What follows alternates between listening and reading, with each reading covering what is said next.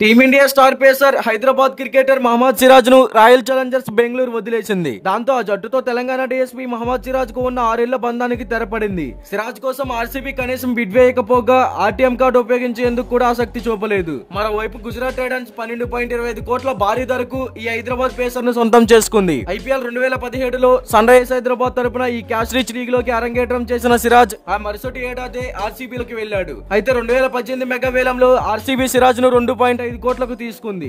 IPL 2022లో 7 కోట్లకు retain చేసుకుంది. IPL 2024 season వరకు కొనసాగించింది. కానీ తాజాగా జరిగిన మెగా వేలంలో ఆర్సీబీ సిరాజ్ ను వదిలివేసింది. దాంతో 2 కోట్ల కనీస ధరతో సిరాజ్ వేలానికి అందుబాటులోకి రాగా Gujarat Titans, Chennai super Kings, Rajasthan Royals ఆసక్తి కనబర్చాయి.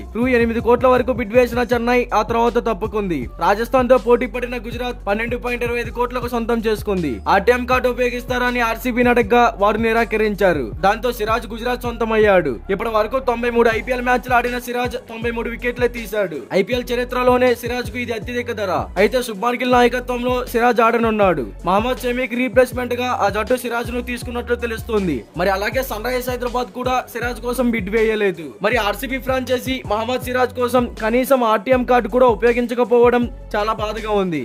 దీనిపై క్రికెట్ ఫ్యాన్స్ గా మీరేమంటారో కామెంట్ చేయండి. ఇలాంటి అప్డేట్స్ కోసం మన ఛానల్ ని సబ్స్క్రైబ్ చేసుకోండి. అలాగే ప్రక్కనే ఉన్న గంట సింబల్ ని యాక్టివేట్ చేసుకోండి. Thank you for watching.